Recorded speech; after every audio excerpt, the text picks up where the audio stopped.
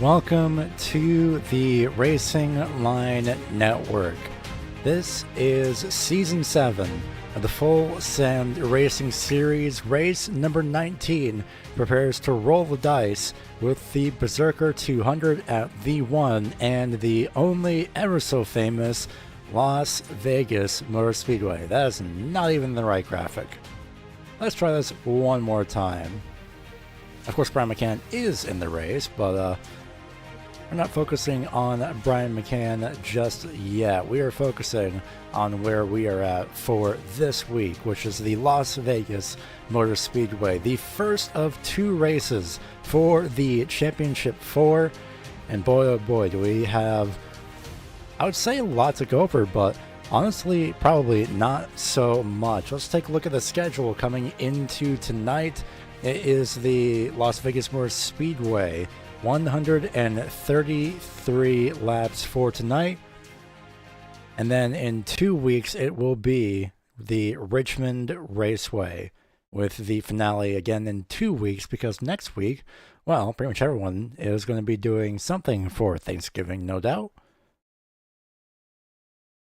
And in the meantime, let's take a look at the championship standings here. Coming into tonight, it will be Jonathan Burt, Hunter Karsten, Brian McCann, and Cameron Sarton all racing it out in the top four for the final position of the championship. That being the first position in the championship, I should say. We have about 30 seconds before we get to the starting lineup.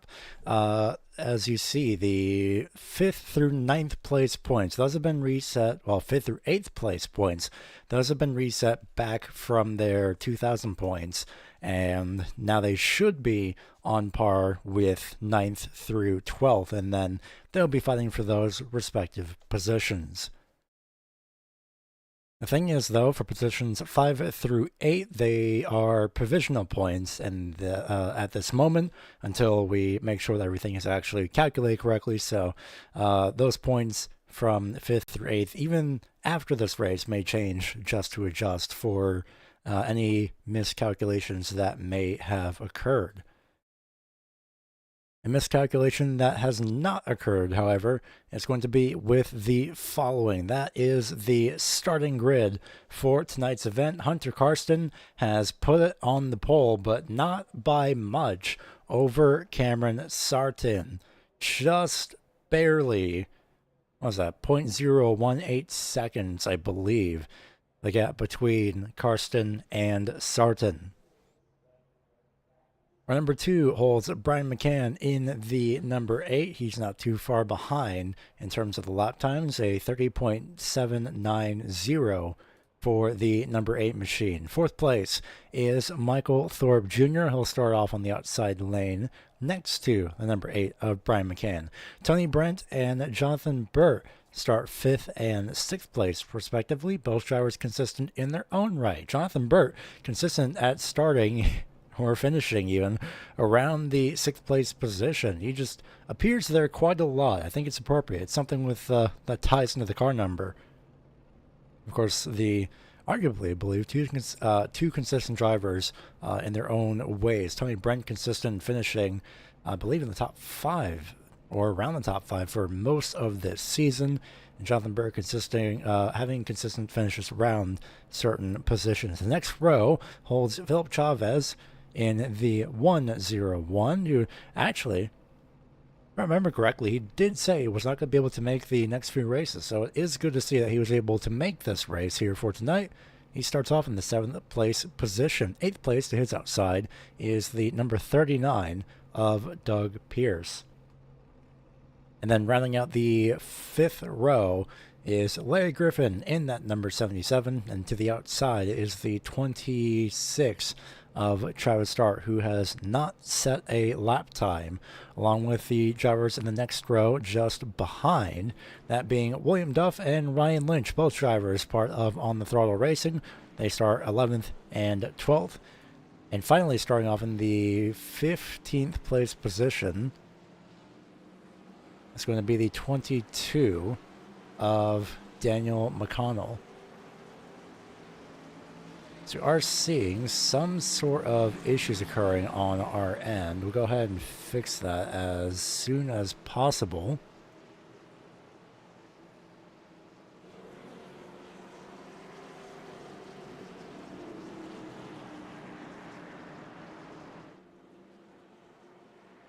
Not entirely sure on what the issue could be, but regardless, the race is about to start here. 133 laps at the Las Vegas Motor Speedway.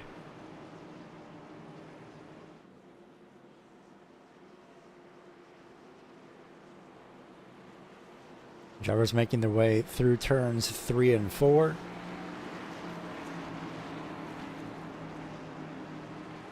And soon the pace car will be pulling off. The field in control of the number 13 of Hunter Carson. Off goes the pace car, and the green flag is about ready to be thrown. Green flag flies, and we're racing here at Las Vegas Motor Speedway.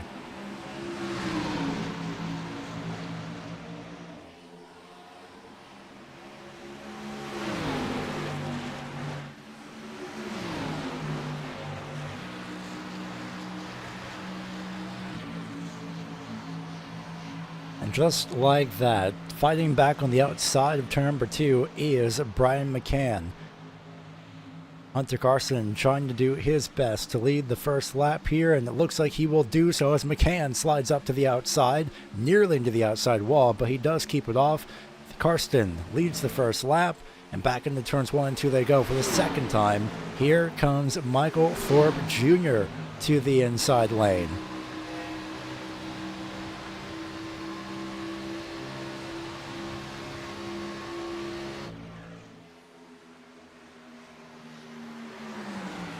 Is still a dead heat drag race on the outside lane and the inside lane from the 8 and the 13. And just barely at the line that time by, it was Brian McCann, just by barely a nose, if you could even call it that.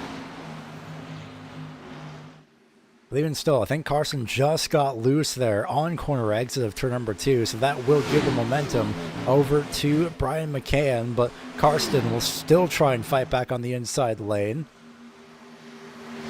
No dice just yet. The stage ends at lap 40, so these drivers do have a little bit to go. Second lap being led by Brian McCann. Thorpe practically pushing Hunter Carson down through the trioval.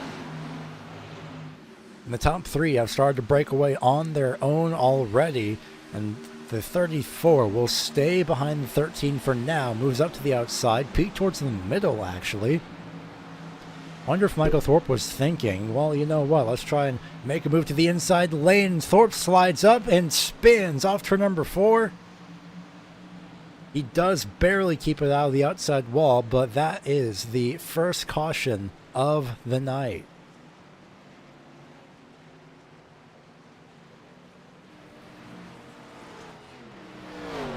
Well, I guess I have to update my stats again. This time, instead of Phoenix lap 87 being the last time of caution, it is now Las Vegas lap number, I'll give it 4 at this point. The field already caught up to the back of the pace car. Let's go ahead and take a look to see what exactly occurred here, heading onto the front stretch.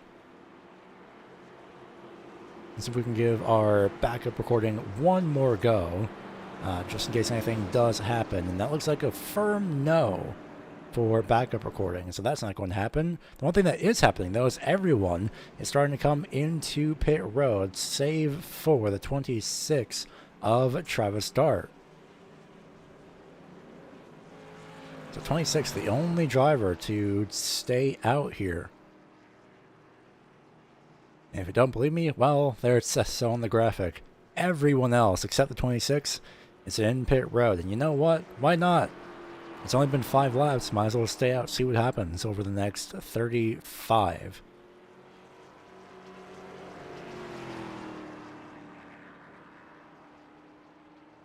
Let's go ahead and send it back to see what had occurred here to the 34 off turn 4.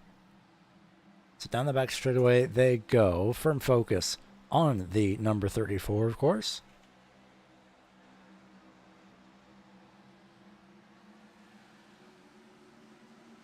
It looks like when he went to go up, he just lost control. The understeer just got way too much downforce, pretty much lost on the car.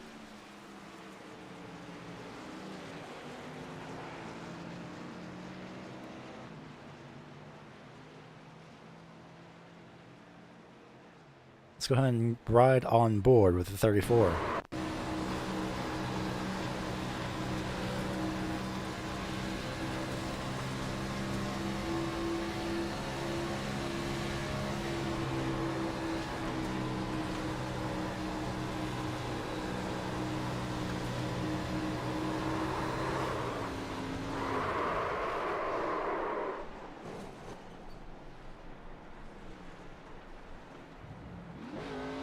Actually stalled the engine too, which is quite interesting.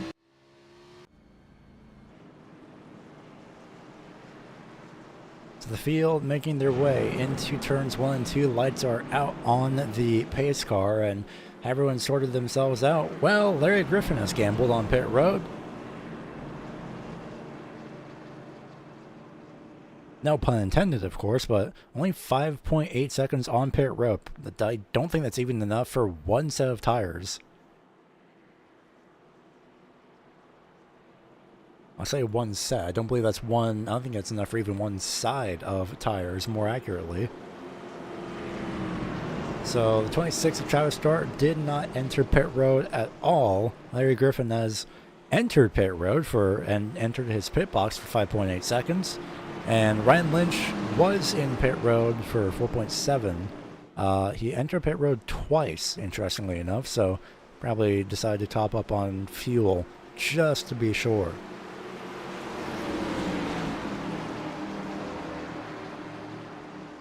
Well, the pace car is about to pull off. There it goes into pit road. Field in control now. The number 26 of Travis Start, who has chosen the inside lane, and he gets going early on. He even catches the 77 off guard, and the entire outside lane has pretty much just been left in the dust. A fantastic start by Travis. Same with Brian McCann. He was also on the ball. There's Cameron Sarton directly behind him as well.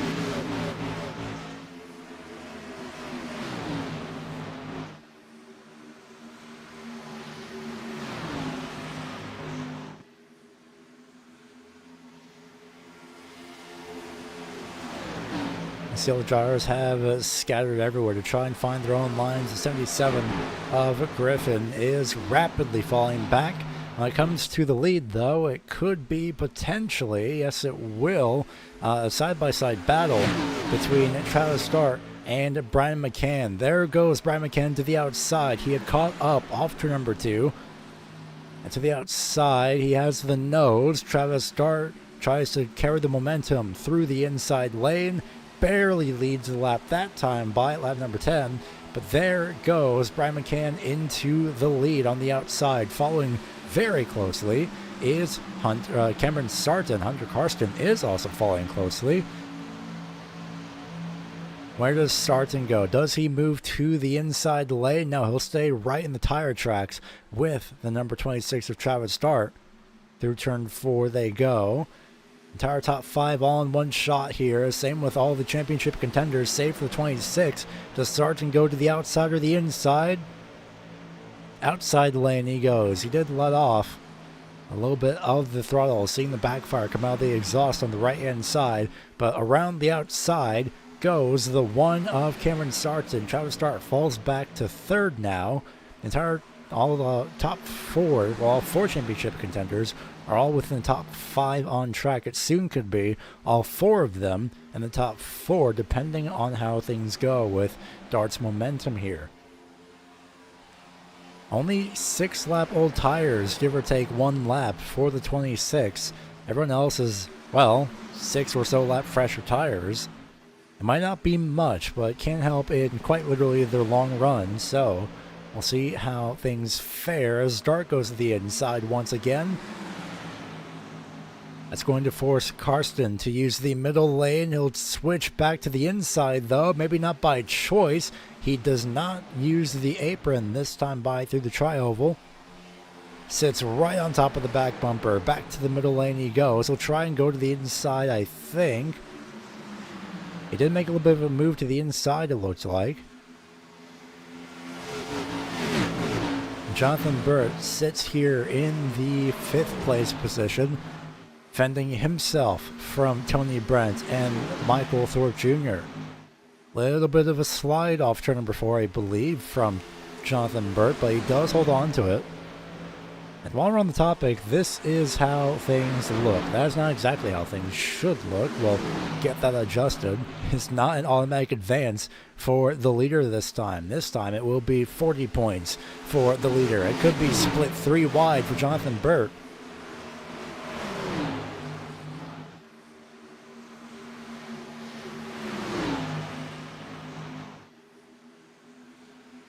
To the outside goes the 34, Michael Thorpe Jr.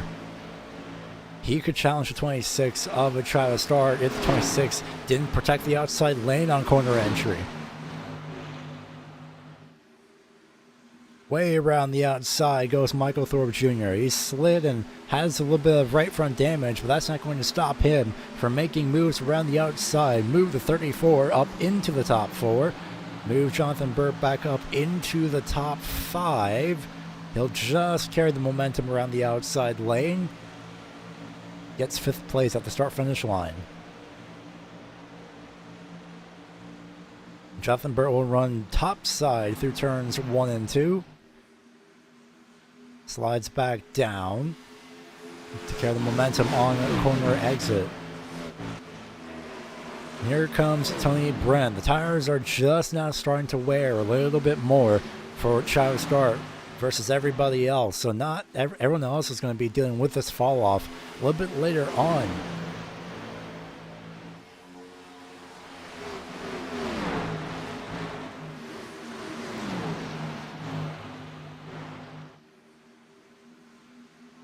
Well, in the meantime, it is a single file. Well, I would say that, but it was single file up until a point there of turn number 2. Philip Chavez diving way to the inside. It could be a switchback here from Travis Start for P7. Does he have the momentum? No. Looking to the inside. Can't really make a move just yet.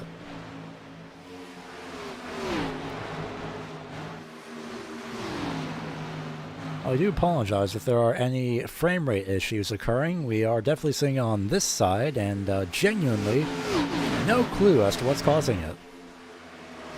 Quite literally, no idea. It's just popped up all of a sudden.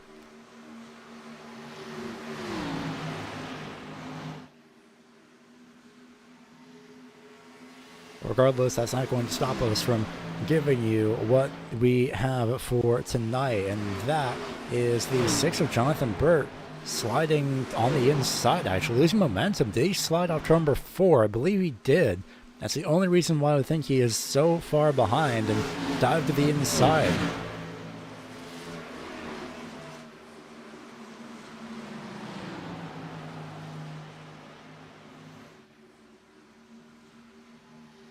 Well, in the meantime, we will go ahead and check back in with the lead group here. Of course, Brian McCann in the lead, starts in 2nd. Michael Thorpe Jr., though not contending for a championship, this will not stop him from running in the top 3. It will not stop him challenging for 1st place if he has the pace to do so. And, well, you know, he has the pace to do so. He is with the top 2 championship contenders, and he's passed the other 2 championship contenders. It's a very solid chance of getting a top 3 for tonight for the 34.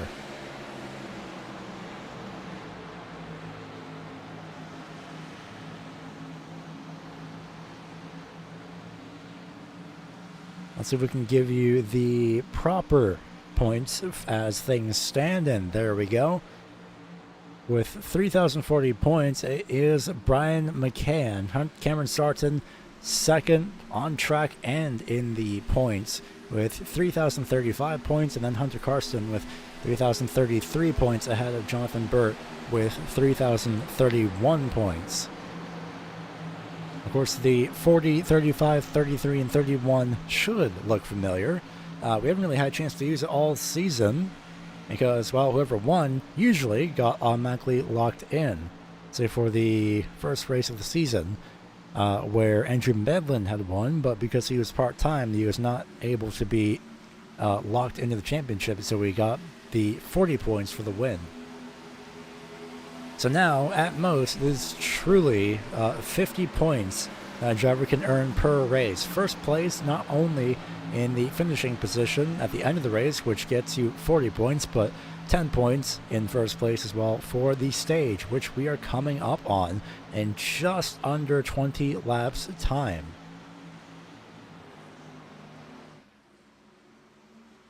Of course, from second place on back, it is 35 points for second, 34 points for third place, where conveniently that is where the 34 of Michael Thorpe Jr. currently sits. And then it is 33 points for fourth, etc., 1 point back down to the final positions. On the back, Larry Griffin, who had stayed out.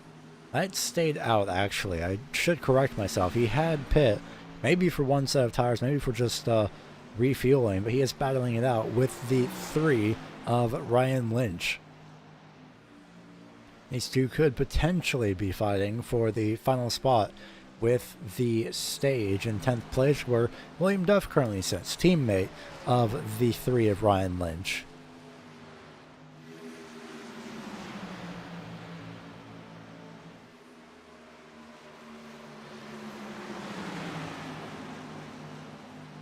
Right now, because of how everyone is on the same strategy, the pace has stagnated just a little bit, and it's just going to be small improvements here and there for various drivers.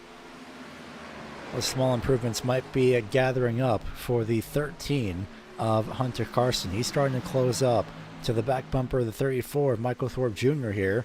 Down the back straightaway we go.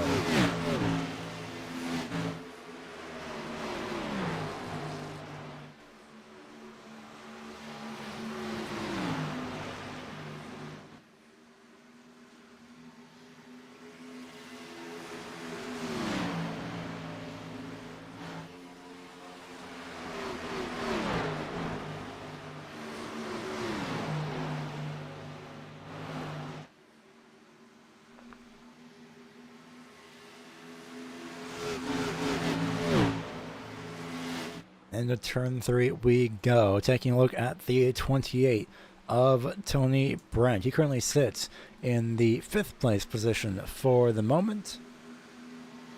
Looking to close in on the back portion of this top 4. Let's go ahead and ride on board with the 28 of Tony Brent for about a lap or two and see what it's like to run here around the virtual Las Vegas Motor Speedway. Of course, we'll have to wait till he gets to the start-finish line again, but he is still getting there nonetheless. So appropriately enough, at the end of lap 28, let's go ahead and ride on board with the number 28.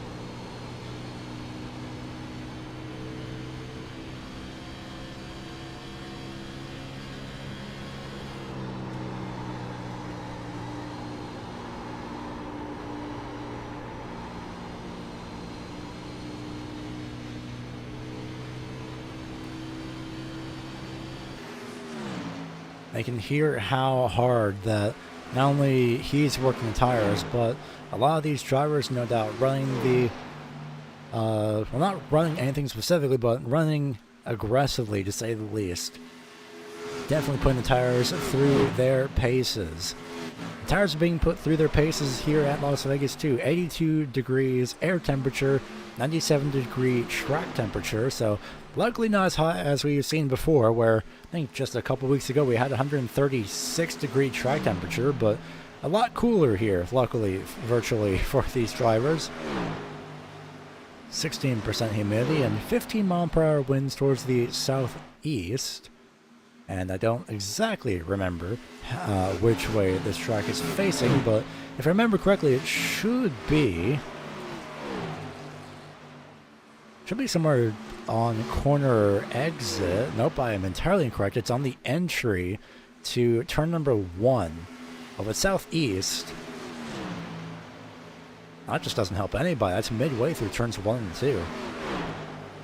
So it's a little bit of an awkward wind. So right here, it is a little bit different. So the tires could be wearing a little bit more.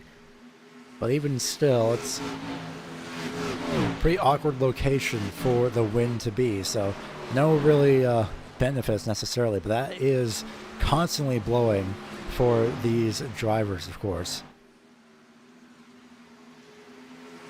Lap number 34, and we are just about to reach the end of the stage. So let me double check. If the winds are blowing southeast, that could be headwind. About corner exit of turn 4. So not exactly the most useful for these drivers, especially at this track. Nothing that they necessarily have to worry about, but something to keep an eye on, especially if they're number 13 of Hunter Karsten, who slid quite a ways off turn 4, just caught the tail end of that, but he did hold on to it. Let's see if we can get a replay of that actually for you, just before we reach the end of the stage.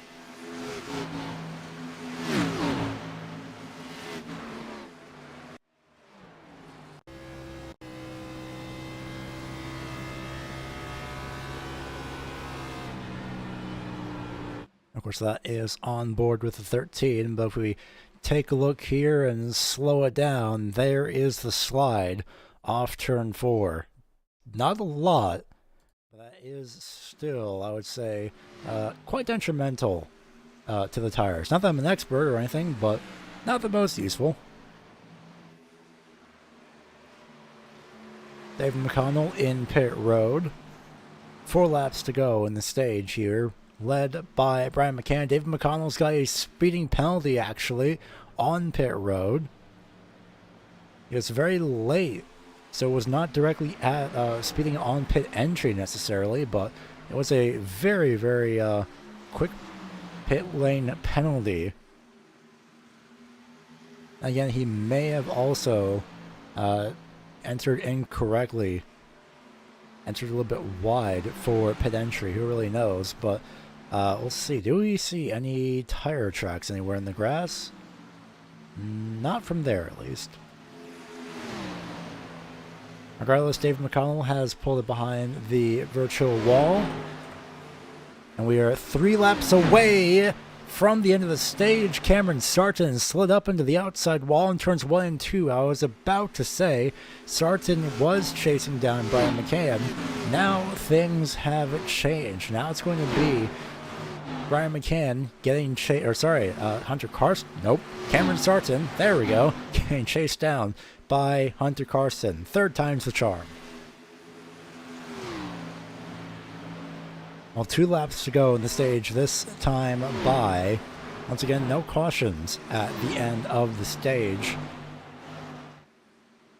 It'll be just a green flag run for these drivers. As long as Sarton does keep it off the outside wall. Looks like he may have just entered high and carried too much momentum. I think this is what he wanted to do, but just carried too much momentum into turns 1 and 2, sliding off turn 4. Final lap of the stage, as Cameron Sarton will just try and keep it under control at this point.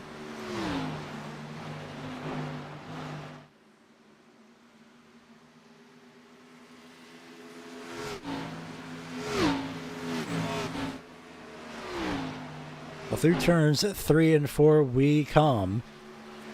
And to finish out the stage is Brian McCann with 10 extra points in his favor.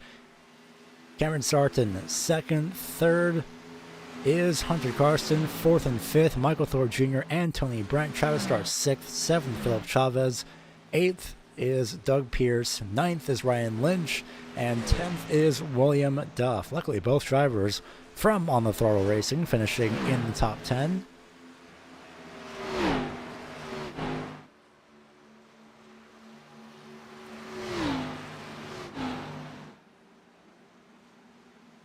And now we start to set our sights for the rest of this event. 10 points luckily going in favor for Brian McCann by a significant amount. Jonathan Burt hurting the most out of all of this one. No stage points for the number 6 machine. I'll see if we can get our stage points added and updated here in just a couple moments time.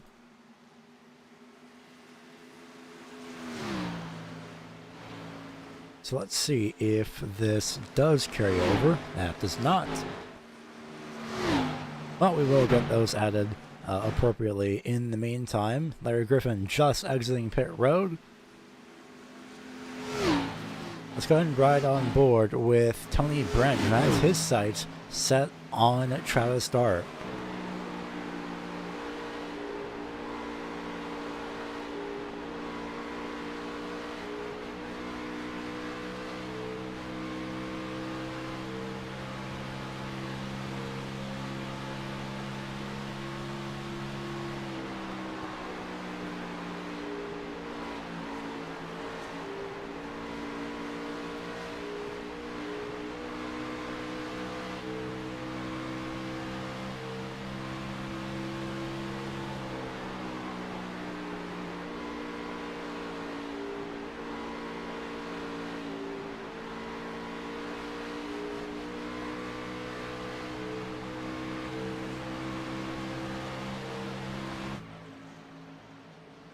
Well, now it's side by side between the 26 and the 28. Tony Brent slides up a little bit more than he wanted to.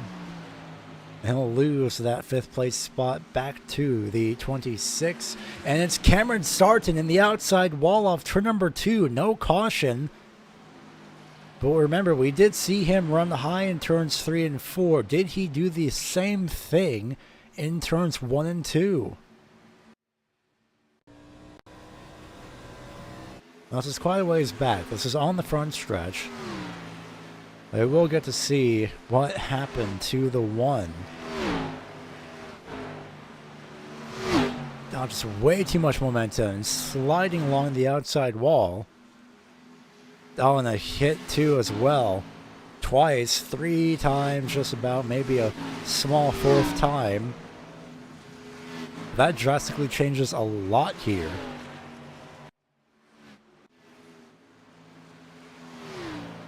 So Cameron has stayed out. He has not yet pit, but it looks like pit stops are just about to start. Doug Pierce is in pit road. Travis Starr, who has not pit at all this race, is still sitting in the top 5.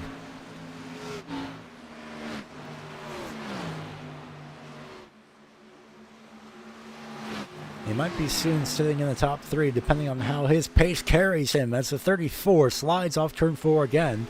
Luckily, doesn't make any overcorrections as he did on the first few opening laps to bring out the first caution. This time he kept it under control.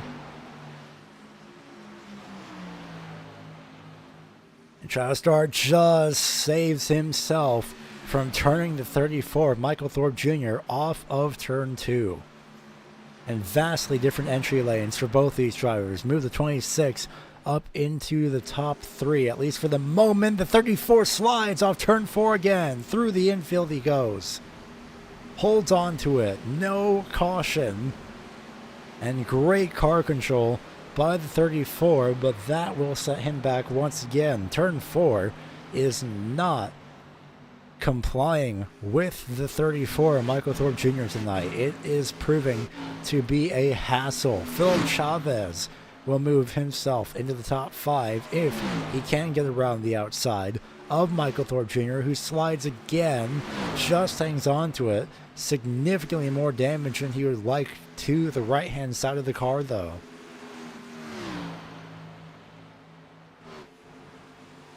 Oh, we saw it as it happened.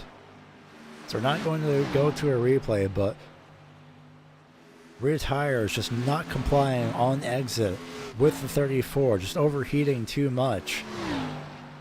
Track temperature is still 96 degrees Fahrenheit, 83 degree air temperature. Brian McCann has set sail for the moment. Hunter Karsten second. Now go ahead and take a look at this brewing battle for P2 on the racetrack. As Michael Thorpe Jr. goes to pit road, calls it in early, you won't miss any of the action, and you will be able to keep up with where your favorite driver is on track with the timing tower on the left-hand side. This is the Berserker 200 at Las Vegas, or just barely approaching halfway.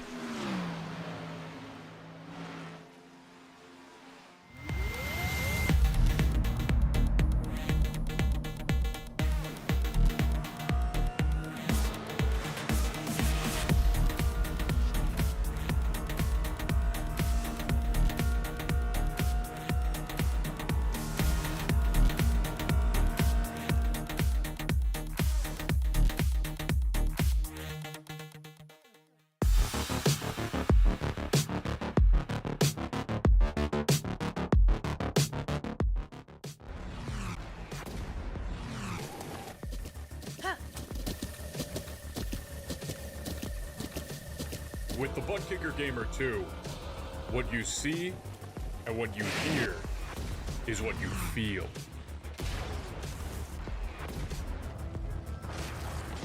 Butt Kicker.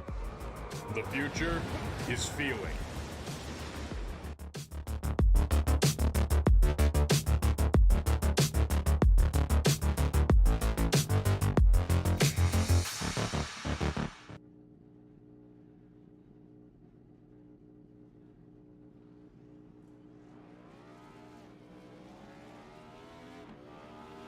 Here at TWRS, we're always here to help our squad when they need a little push in the right direction. That's just who we are. We're a beautifully diverse group of goofballs dedicated to driving fake race cars as fast as possible. And we continue to push each other to the front using the power of nonsense. We have one of the strongest NASCAR programs on the service, and you can access it all for $24.99 a month. And we just released individual subscriptions for $14.99 a month for each NASCAR vehicle. We also just added a Rallycross program, and our IndyCar program is taking off as well. So come join the weird side. We have speed and cookies. Cookies are not included in some locations.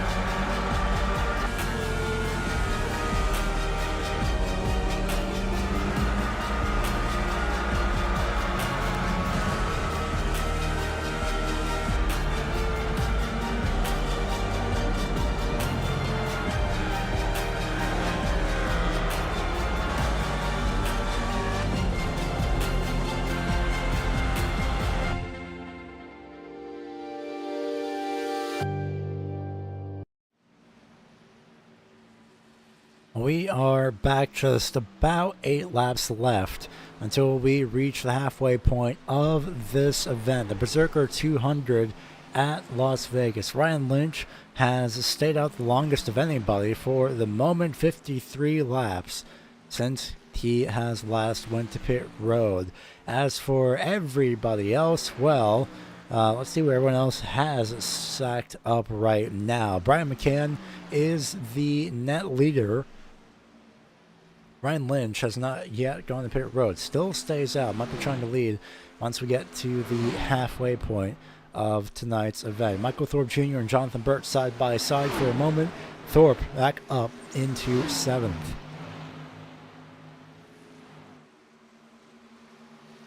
Look at this. Here comes Cameron Sargent around the outside of Tony Brent. After hitting the outside wall earlier on, he makes his way back up into the top 3. Same for Tony Brent. He is net top 3. Just have to wait to see when the 3 of Ryan Lynch goes to pit road. Jonathan Burt falling back a little bit, got passed by the 26 of Travis Dart. Everyone is on varying strategies here. There's Ryan Lynch, by the way. Michael Thorpe and pretty much anybody physically behind the 3 on track is going to unlap themselves here. And I think now Ryan Lynch realizes it's time to go to pit road. Maybe he tried to do so, but the 26 is running the inside lane. I don't see any kind of signal from the 3 indicating that he was going to pit road. Maybe he planned to, but because Travis Dart was directly behind him, chose not to. We'll see if the 3 of Lynch runs into any issues here. In the meantime, this is how our championship standings look. Let's update everything really quickly. There we go. So there's a 2-point difference currently between Brian McCann and Cameron Sargent. This does take the stage points into account, by the way. 2nd, 3rd, 5th, and 9th is where everybody is, and it's soon to be 2nd, 3rd, 4th, and 9th. Hunter Carson makes his way by the 28 of Tony Brent. And now that we have a chance, here's the previous lap that all these drivers had went to pit road here. The last time the drivers had gone to pit road, lap 6 for Ryan Lynch, lap 52 for Brian McCann, 54 for Sargent, 55 for Karsten, lap 45 for Tony Brent, 46 for William Duff, lap 57 for Travis Dart, lap 50 for Michael Thorpe Jr., lap 45 for Jonathan Burt. So varying strategies by about 10 or so laps here by all these drivers.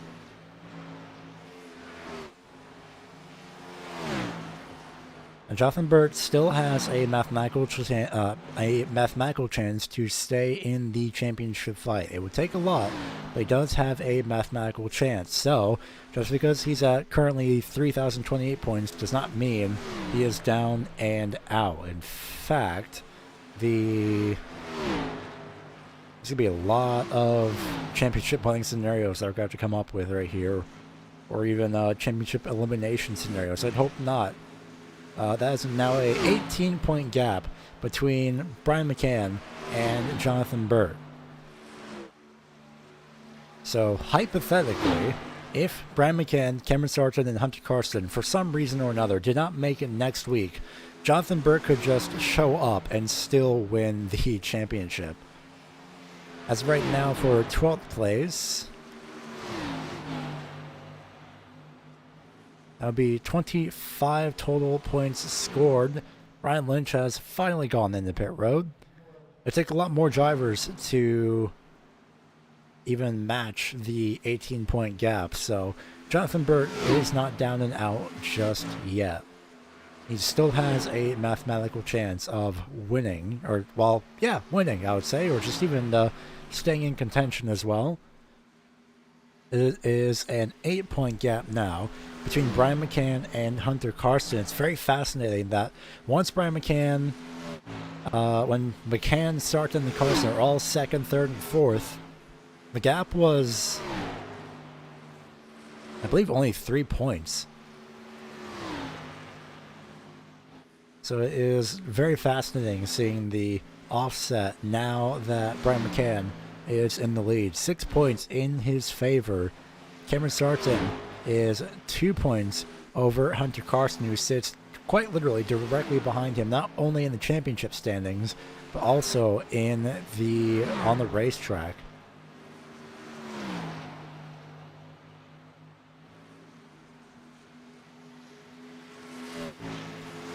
At this point, we are past the halfway point of this race. Let's go ahead and run through the field and see what exactly has been going on with these drivers so far in this race. Brian McCann had started in the 3rd place position, and he currently sits in 1st. A good day so far after winning the stage. Fantastic job by Brian McCann, but you still have, coming to the line, 63 laps to go. And while it is rare, it is possible that he could make a mistake still. So, everything is not all said and done just yet. You can tell the same to Cameron Sarton. He had hit the outside wall, I think twice at this point throughout this race. And he still sits in the 2nd place position after all of that. He started in 2nd, he currently sits in 2nd, so on paper, not too bad of a day for him. If I were to put my own opinion, you can say the same for Hunter Carson. He qualified 1st, he currently sits in 3rd. Still pretty solid on race pace for that number 13. The top 3 is better than pretty much not finishing at all for the 13. Tony Brent doing a wonderful job himself today, started 5th. Currently sits 4th, and this is why I say Tony Brent has arguably been the most consistent driver to not be challenging for the championship, and I mean that in the best way possible for the number 28. I say that, and he slides up into the outside wall, but Cameron Sarton did that earlier, so no stranger to mistakes are pretty much all the drivers in the field. A day that could be going better, I would say, for Travis Start is... Travis Start. Start 10th, currently sits 5th, and that is all fine, but I believe he did have a literal run-in with the outside wall a couple times. I might be confusing him. I probably might be confusing him, but regardless, a quiet day for the 26, and he might be moving himself up to 4th place here momentarily, and he does so off turn 2, down the back straightaway. And into 4th place goes Travis Start. For 6th place, a driver that I thought wouldn't be here, he starts 7th, currently sits in 6th place, is Philip Chavez. Good to see him back. It looks like his schedule was not as busy as originally anticipated, so good to see that the 101 is back on track. Not sure if it's for the final time tonight or not, at least this season, but still pretty good for to see the 101 here. A very trying to think of a word here. Unique paint scheme, I believe, is the thing. A paint scheme that does stand out. The black and green and white, and the chrome 101. Absolutely amazing. Michael Thorpe Jr. could be having a little bit of a better day. Started in 4th place, currently sits in 7th, and turn 4 is his most... it's pretty much the exit of turn 4 is his arch enemy at the moment, especially for this week. But of course, things could always be worse. He has had run into a couple issues the season so far, I would say, with potentially keeping the rear tires under control, pushing a bit too much, and then just burning the rear tires off unintentionally. Wait a minute, the 28 is in pit road, and he has a black flag. It's been 30 laps. Not sure why the 28 is going to pit road. He did speed coming into pit road. That is quite intriguing. We'll see if he does pull up behind the virtual wall here into the virtual Neon Garage. In the meantime, William Duff now sits in 7th. Great job by the 17. We've seen him consistently at the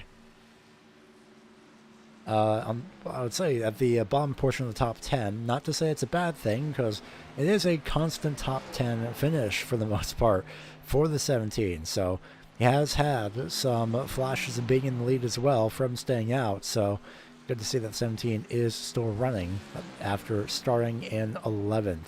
The 6th of Jonathan Bird, championship contender, started in 6th, currently sits 8th. Again, as said earlier, not is all said and done quite yet. Granted, he does sit in 8th place right now, and he did not get any stage points in this race, but there's still a long ways to go, not only for this race, but for the finale at Richmond in 2 weeks' time. Ryan Lynch doing a pretty fantastic job as well, teammate of William Duff, and quite literally, those two just seem to appear next to each other in the standings in the timing tower on track at some point or another. So both of these drivers are nothing if but consistent. They could hear from that external angle as well. Coasting is Ryan Lynch, trying something different. He did pit 11 laps ago, 12 laps ago now, once he crosses the start-finish line. So I wonder what he has in mind. He's trying to stretch the fuel run for just that little bit longer, save for some, to save the fuel usage for later on. Larry Griffin started 9th, currently sits in 10th. For that number 77, once again running the, I believe that's the Colt Trickle paint scheme, if not the Dick Trickle paint scheme. Throwback to the days of Thunder with the Me. Just nearly avoiding the 13 is the 77, and Doug Pierce sits in 11th after starting in 8th.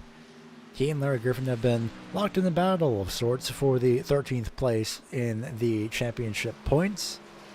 In fact, we should be able to bring those up for you right now as things had started coming into this race. Larry Griffin, 352 points coming into this race. He had missed one race. Doug Pierce had appeared at all the races, if I remember correctly. So that battle for the 13th place position may be all said and done. We'll see how things play out, especially going into next week, because Doug Pierce, for whatever reason or another, might not be able to show up. So, again, we have a long ways to go still. And of course, Tony Brent sitting in the 12th place position, out of the race for one reason or another. Same goes for Dave McConnell, retired at lap 36, pulled behind into the virtual neon garage. Currently approaching 60 laps to go. The gap is 7.3 seconds. And last time by 0.3 of a second faster was Cameron Sarton.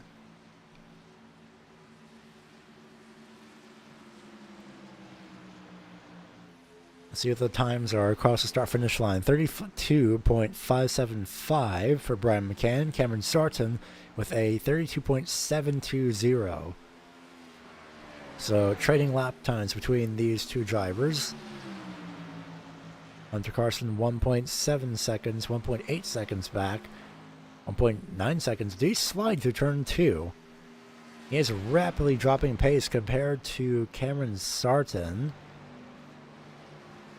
He is trying different lines. Let's ride on board for the 13 for a couple laps here.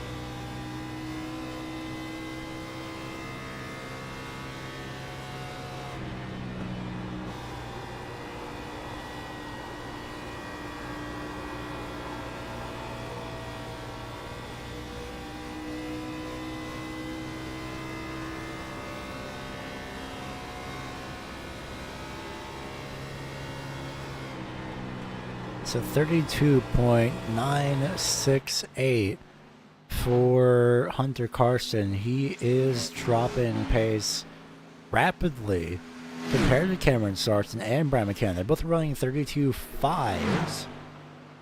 I know they're quite literally in a league of their own, but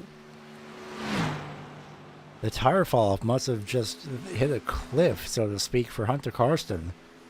Being 0.4 of a second off. This time by was a 32.751 for Hunter Carson, 32.690 for Cameron Sarton, and a 32.537 for Brian McCann. Let's go ahead and pull up all the previous lap times for these drivers so you can see what they are so they come across the start-finish line. There's Brian McCann. Cameron Sarton just about to make his way across the start-finish line.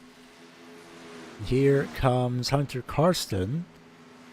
32.6 for both of the front runners and 32.7 for Karsten. Same 32.7 for Chavez Start. Has Chavez crossed the line yet? Now he does. The 32.6. A lot of times are fluctuating, interestingly enough. A lot of these drivers looking for different lines, trying to figure out what works the best for their tires. Chavez running the low line. You see Carson, he's running way up top on the outside. Trying to figure something out that can work, but still dropping. I would say an inconceivable amount. It's 3.1 second gap between Karsten and Sarton. I know McCann and Sarton have said each of them are in a league of their own, but seeing the times compared to Hunter Karsten and everybody else is just staggering. In fact, it might be something with Hunter Karsten. I'm not entirely sure. Because Chavez Start's last lap time was a 32.6, a 32.5 for Philip Chavez. Now it's a 32.6 again for Karsten. So I wonder if he's struggling with trying to find the proper line, the proper speed, especially with how long it's been. It's been 35 laps since these drivers have gone, well, since Hunter Karsten specifically has gone to pit road. So I do wonder if he's trying to figure out what line works. The tire fall off is not helping him in any way. Ryan Lynch, William Duff, speaking of pit road, have gone to pit road after 44 laps of running. Both of these drivers have made their way, so we could soon see the 8 of Brian McCann go to pit road. Well, I say that, and he immediately comes to pit road, so we shall see. At the start-finish line, just meets pit speed. Does Cameron Sarton stay out? He does. There's Hunter Karsten. A little bit of a bobble in turn 4, slides up to the outside wall, but he does hold on to it regardless. He is having a day. So out go Jonathan Burt and William Duff. There's William Duff, and there's Cameron Sarton.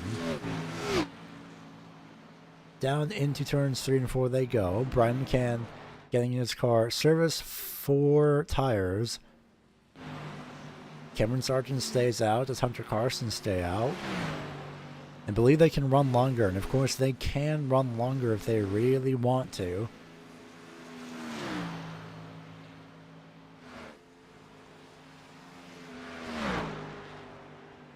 Well, let's see. This is where, well, there's the exit for Brian McCann, just in front of Cameron Sarton. So after 1 lap on pit road, that's the gap. And so now, this is the part where you start to wonder, well, can I stay out for long? Can I do an overcut potentially, staying out longer than the other driver? It could be possible, but a lot of circumstances will have to go into your favor for that. There's the 13 of Hunter Karsten. Does Cameron Sarton go to pit road? Nope, still stays out. How about Hunter Karsten? Does he stay out this time? Definitely no indication of going to pit road from the very top line. Well, Michael Thorpe Jr. might be next on heading to pit road. It has been 44 laps 45th lap this time by, slides a little bit off turn 4, holds on to it. We're soon approaching 100 completed laps here with this race. Still no indication of going to pit road yet for Hunter Carson. Cameron Sargent way up top. Travis Start has not gone to pit road yet, but looks like this time by will not be the case. Same for Philip Chavez, same for Michael. No, Thorpe goes to pit road. Keep it under 50. Just complied with the, he's fine. No black flag for the 34. Although at the time he crossed the start-finish line, he was a couple of miles an hour over the limit, but how the Irishman pit road works, you can have a little bit of leeway. It is possible to get just a bit of leeway. And still, it works the exact same as NASCAR's pit road, basically, where you can effectively be, technically, you just have to meet the average pit road speed. As long as you stay under that pit road speed average in every single section, then you are fine. The pit road entry is one of those sections where it's pretty notorious. Just ask, well, Cameron Sarton, who might go over it again, just holds on to it this time by.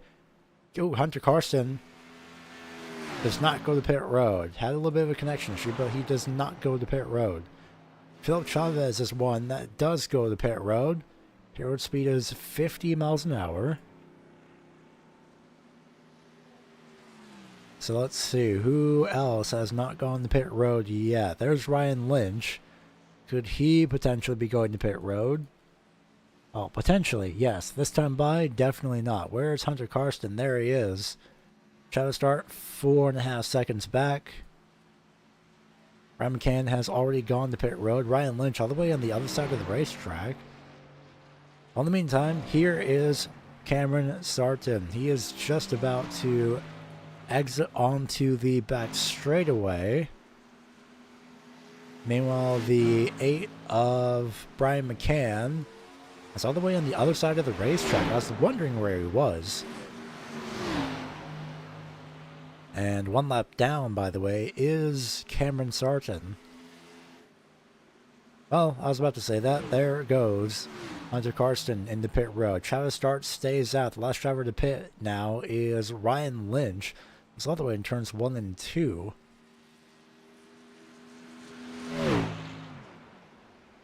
So Ryan Lynch still saving fuel, still coasting. Does not make any indication of going to pit road just yet. There's Travis Start. Does he decide to go into pit road this time by? Yes, he does. Let's take a look at the speed again. Speed is 50 miles an hour at the line. A little bit over out of technicality, but he does make it. So the last driver to go to pit road, there he is the 3 of Ryan Lynch. Brian McCann has cycled back into the lead. Does Ryan Lynch make any move of going to pit road? Not yet. Travis Start is in pit road, getting right sides. No doubt the left sides will be going up as well in a couple of moments. There it goes. 31 laps to go. Brian McCann currently leads. Let's take a look and check in on the championship standings. Especially now that Hunter Carson has gained another spot. 3rd, 4th, and 1st, 3rd, 4th, and 5th are all the championship contenders. No, wait, that's a 9. I apologize. That is number 9. I don't know how I saw 5th there from 9th. Ryan Lynch still has not gone to pit road. Cameron Sarton has passed him the old-fashioned way. There's still a 6-point gap between these two drivers. It's another 3-point gap between Hunter Carson and Cameron Sarton. Speaking of Hunter Carson, here he is in off turn number 2. He'll no doubt be getting that 3rd place position once Ryan Lynch goes to pit road. So it'll soon be a 2-point gap between Carson and Sarton. Well, 26 of Travis Dart was wiggling a lot, slams into the outside wall. Does not do a full rotation, though. That is no doubt steering damage for the 26. How hard that car hit. In fact, it's a lot more than steering damage. It could be engine damage as well. He's being shown the flag, the meatball flag, which is, well, if you don't know what that is, it's a black flag with an orange circle in the middle. In a sense, a meatball. But that basically means you have to come in and repair your car as soon as possible, or else you risk getting disqualified. This time by Travis Dart has to stay out because of Jonathan Burt passing by on the inside lane. Remember what I said about a lot can happen in the span of these laps? This is one of those things. Ryan Lynch has gotten passed by Hunter Karsten. But no doubt, again, steering damage for the 26. He could, again, stay out for at least a couple more laps in theory, but even if he did stay out, he would risk getting disqualified for not obeying the meatball flag.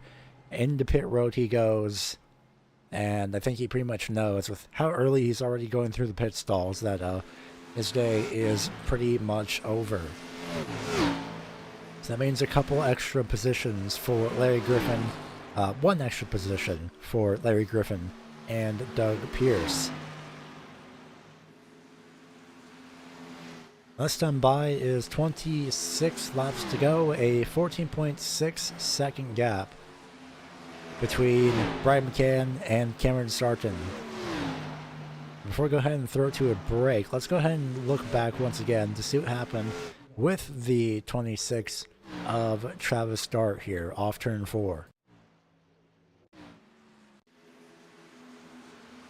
I just barely caught the tail end of it. There we go. So here's the 26 of Travis Dart. We saw it just as it happened. We caught the tail end of it, but right there is when the car started to come loose, tries to chase it up and slams into the outside wall.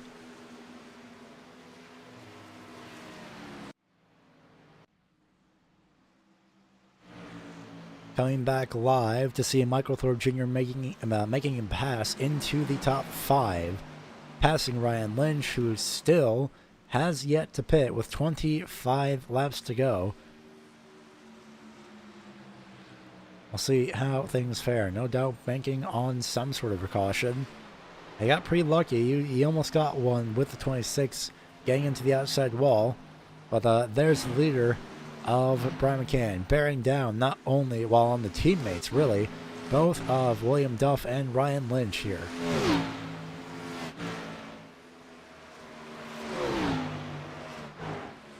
While we have the opportunity to do so, we're going to go ahead and throw it to a side-by-side break once again. I'll be back here momentarily.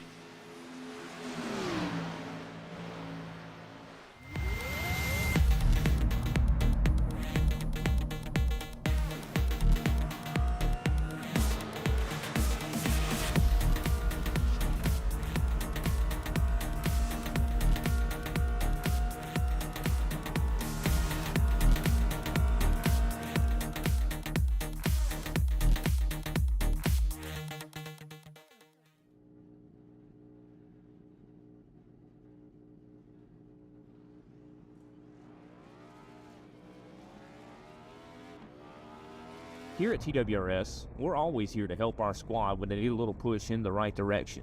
That's just who we are.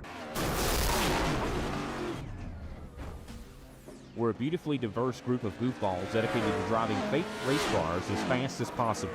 And we continue to push each other to the front using the power of nonsense. We have one of the strongest NASCAR programs on the service, and you can access it all for $24.99 a month. And we just released individual subscriptions for $14.99 a month for each NASCAR vehicle. We also just added a Rallycross program, and our IndyCar program is taking off as well. So come join the weird side. We have speed and cookies. Cookies are not included in some locations.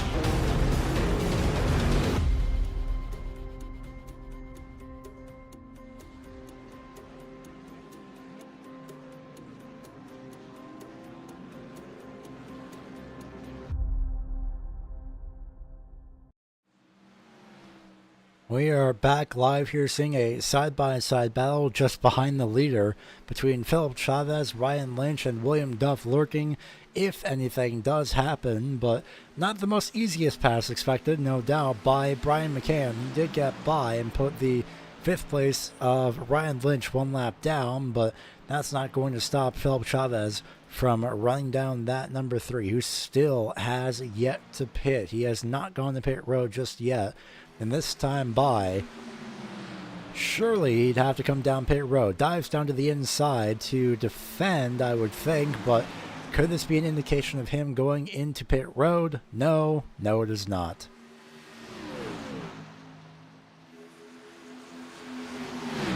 To the outside goes Philip Chavez.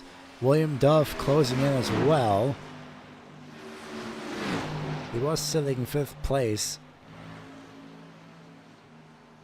And he does still have a chance to get 5th place with 15 laps to go.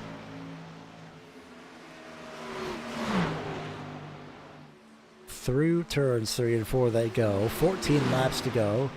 15 laps to go actually at the start-finish line. And Ryan Lynch is fighting for all it's worth. Can he say, does he have enough tires to run to the end? That's the real question. Defends. As battle for 5th place continues to heat up between these 3 drivers. Philip Chavez has the run off turn 2, down the back straightaway to the inside he goes, and it will be halfway alongside, even on corner entry to turn number 3. Can he finally get the pass done after being stuck behind for a few laps? Ryan Lynch slides up into the outside wall. I think Philip Chavez slid a little bit on the inside in the process, but yes, the pass has been complete by Chavez. Lynch thought about going to the inside, decided against it though. And now Philip Chavez might have a set sight on potentially unlapping himself. We'll see how that fares. Ryan Lynch is coasting once again. Is he finally going to pit road? No, he is not. He tried to put up a fight and a valiant effort at that, but with 13 laps to go, he has fallen back to 7th behind his teammate of William Duff.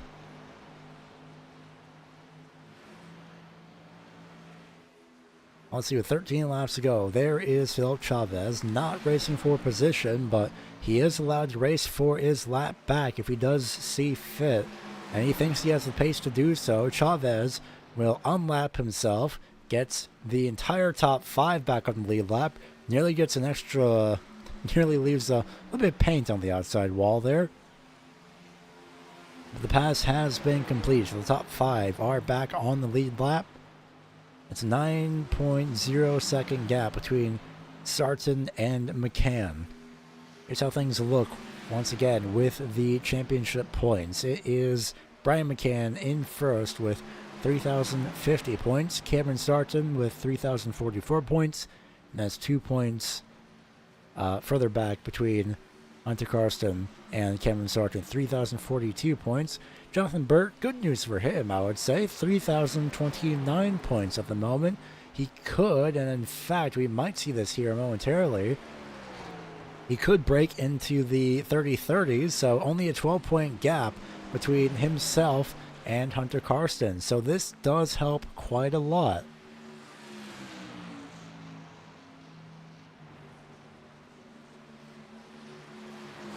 So now it's a... Oh, wait, nope, not 12 points. It might be an 18-point gap still, as Ryan Lynch sits right on the gearbox. Larry Griffin has towed back to pit road and has a meatball flag. He had crashed, no doubt, somewhere on the apron. We'll have to go ahead and take a look at that, because the 77 is out right now.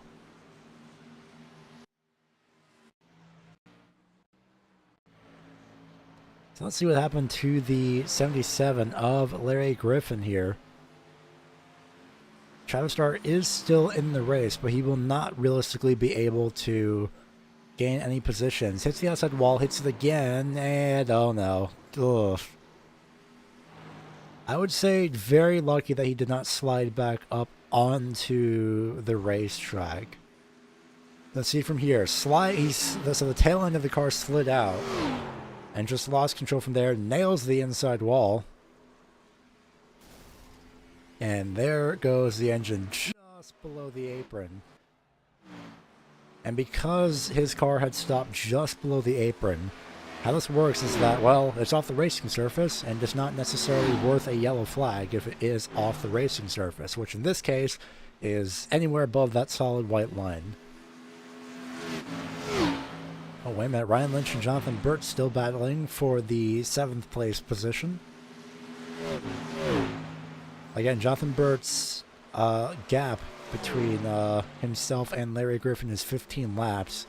You'll not be able to capitalize on that extra spot.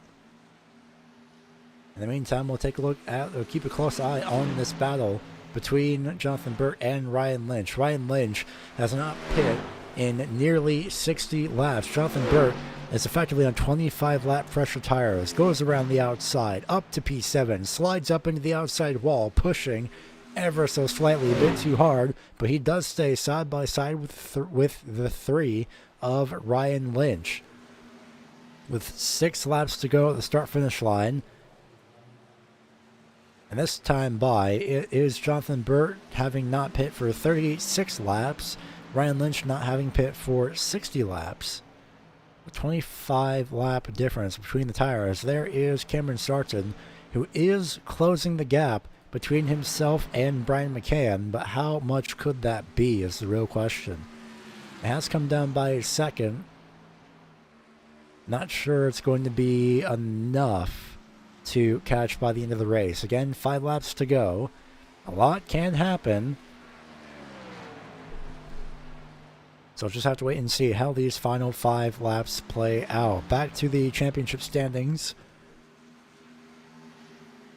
Brian McCann, Cameron Sarton, Hunter Karsten, and Jonathan Burt. 1st, 2nd, 3rd, 7th, all on track.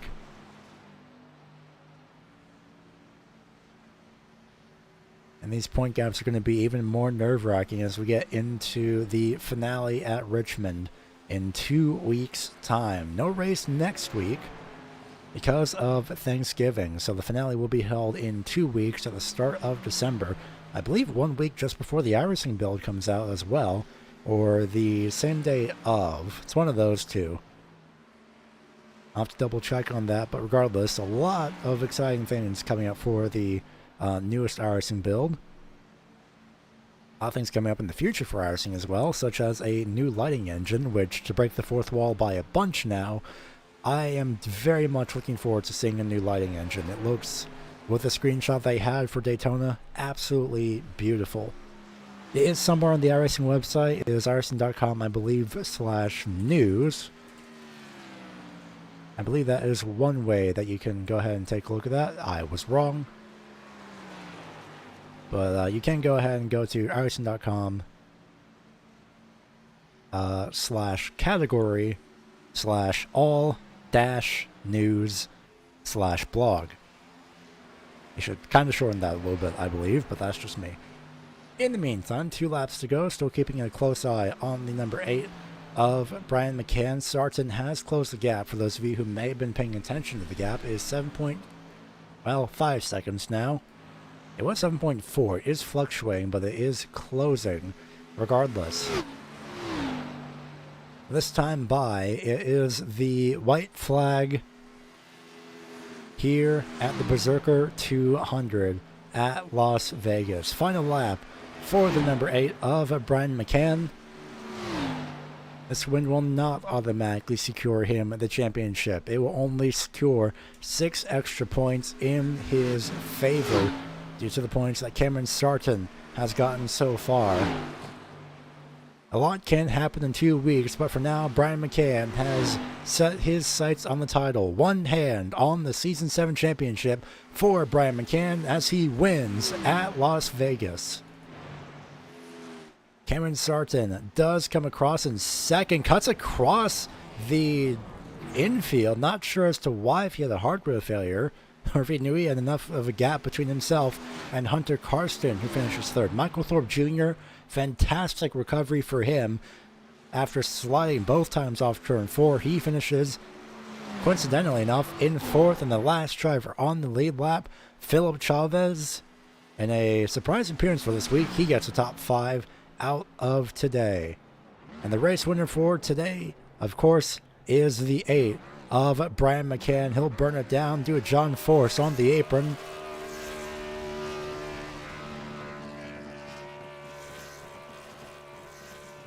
Again, one hand on the title for the 8. He's going to go through the Legends Oval. Is he going to do a burnout through the whole Legends Oval? Nope. Physics and his tires have said otherwise. Let's go ahead and take a look at the finishing results of this race. Brian McCann comes home in the first place position. Again, putting himself one step closer with, well, I should say, one hand on the title. Michael Thorpe Jr. finishes, well, skipping ahead a couple positions here. Cameron Sarton finishes in the second place position. He had done his best to close the gap between himself and Brian McCann, but at the end of the day, it was not enough just yet. So Hunter Karsten finishes in third. We're going to interview with your top 3 momentarily. Michael Thorpe Jr. finishes 4th. Great day for Guardian Autosport for tonight's event, finishing 3rd and 4th on the track. Philip Chavez getting a 5th place finish with fellow teammates Doug Pierce and Travis Start of Ricky Bobby Motorsports. William Duff gets 6th place with On the Throttle Racing. Jonathan Burt has split both of those drivers by finishing in 7th. 8th place, teammate of William Duff, is Ryan Lynch. Doug Pierce finishes in 9th. And Larry Griffin finishes in the top 10 positions.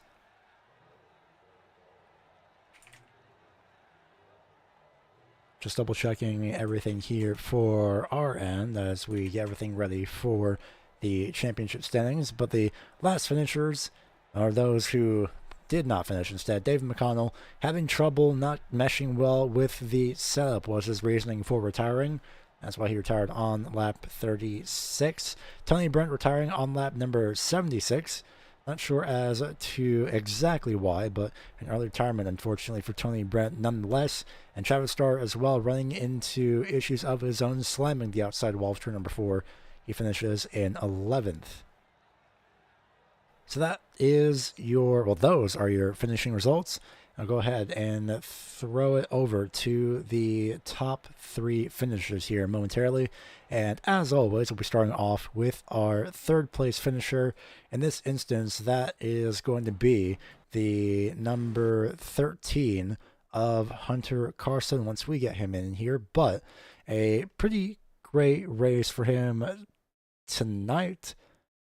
And a 3rd place finish is probably something he didn't want after qualifying in 1st place, but regardless, still a 3rd place finish, a podium spot as well by the end of tonight. So, in the sense, not the best night, no doubt for you, Hunter, but I'm pretty sure at least it's better than what could have been. Yeah, overall, it was a solid race, but I'm a little disappointed on how I executed it. But 3rd place is nothing to be sad about, but there was more on the table that I could have had and didn't execute on it. And luckily, with the stage finish as well, in fact, I do have, luckily, the points as well. Everything's all ready. You are 2 points shy of Cameron Sarton and a further 8 points shy of Brian McCann. That will be heading into next week. So, your thoughts, well, I'd say next week, 2 weeks from now. I'm so used to these weekly events, but 2 weeks from now, that being the Richmond finale. So, you think that track will put on any challenges for you, especially with it being a day of race? I personally have struggled immensely at Richmond. So it's going to be a tough challenge to kind of dig myself out of the little hole I have here, but hopefully things roll my way and we can potentially have a stab at the championship. Before you go ahead and let you go celebrate your 3rd place finish and get ready for Richmond in 2 weeks' time, go ahead and shout who gets it done for you for that 13 machine. Thanks to 24 social media, 24 Speed, HC Sim Shots, and 213 Simware. They've been a part of my sim racing journey for a while and couldn't do it without them. Thanks to you for your time as well. We hope to talk to you again in a hopefully positive light in 2 weeks' time. All right, thank you. That is third place finisher Hunter Karsten. Started first and finished in the third place position. Not exactly the best day, but not exactly the worst day. Not the best day, not the worst day, could also be said for Cameron Sarton, although I'm pretty sure the couple meetings with the outside wall for you were not exactly the most ideal, but start second and finish in second, and just around by the end of the race, he did start to catch Brian McCann a little bit, but not exactly the best timing since it was in the latter half of the race. Yeah, no, little Kyle Larson stepped on it there at the beginning, a couple times into the wall, and then just when it got stuck the probably third time, it basically shifted my wheel entirely. So the rest of the race, when I was going straight, my wheel was at 9 o'clock about. So after that, it was just don't wreck. So there's no point in trying to get that 1/10, 1/2 to try and catch him. So just managed and unfortunate because if something weird doesn't happen, the championship's all his because seems like we're usually 1-2 when I don't mess up. So, but we'll go try and get the win next week and go out strong.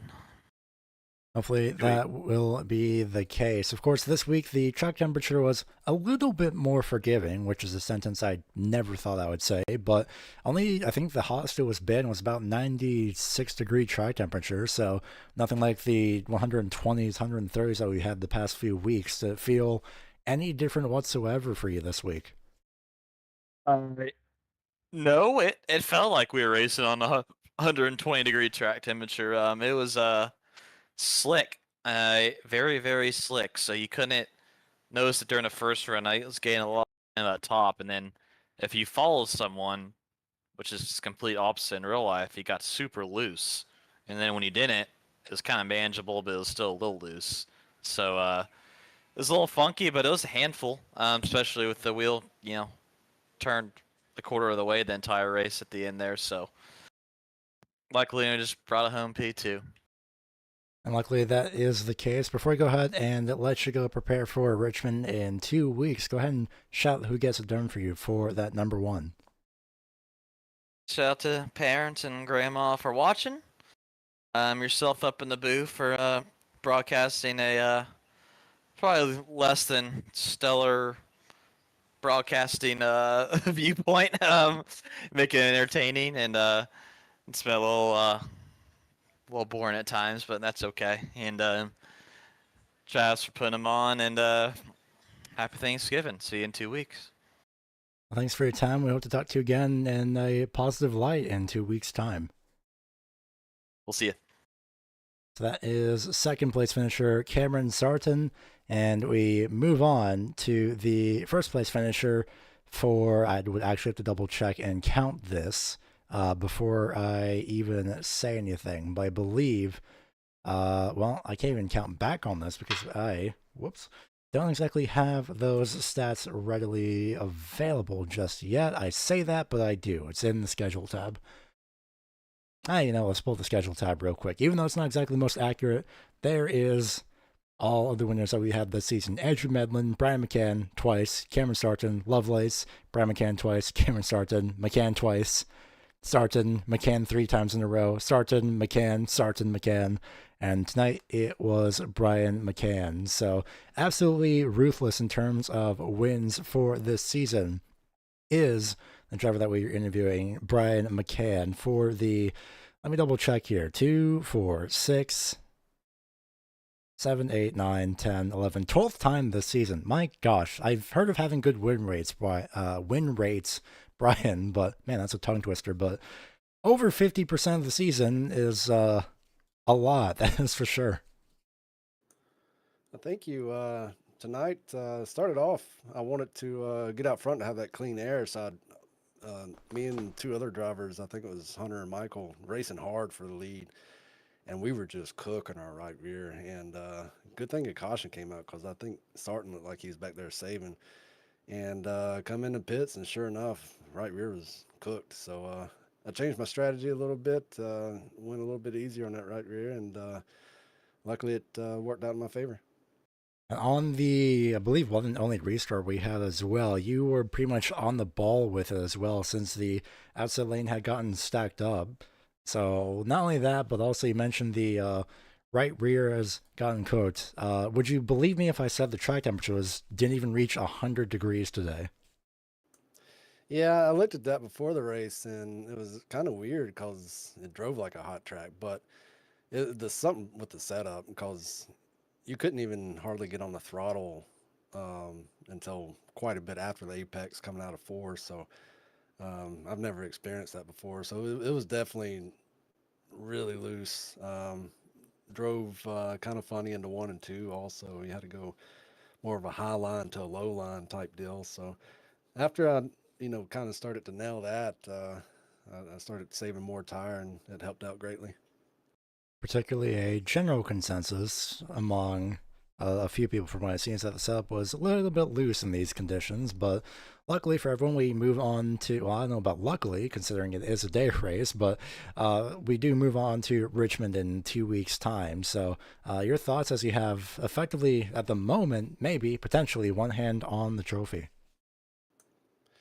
Yeah, I don't want to go ahead and claim it though. Anything can happen at a short track, right? So, I think that's a good track to end it out at, being a short track.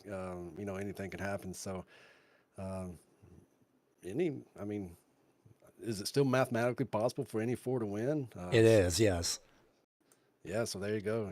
Anything can happen. So we'll just have to wait and see in 2 weeks.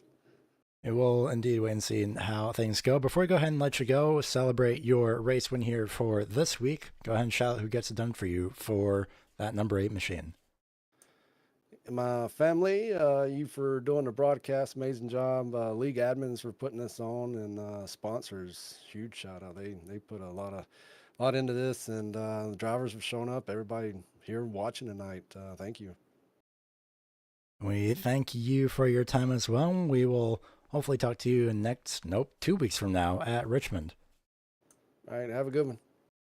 And that is race winner Brian McCann in the number 8 machine. And I am still so used to this, to say next week, but instead it is not next week. Instead, in 2 weeks' time, it will be heading over to the virtual Richmond Raceway, a daytime race as well. In 2 weeks' time, not 1 week, not next week, in 2 weeks' time, the start of December, and what a way to kick off the a winter break of sorts as well. We will see you then for a day race at the Richmond Raceway, a short track that will determine the Season 7 champion of the Full Send Racing Series. We will see you all in 2 weeks' time, same time as usual at 9:25 p.m. Eastern Time in 2 weeks on December 3rd for the championship finale of this season. Good night from the virtual Las Vegas Motor Speedway.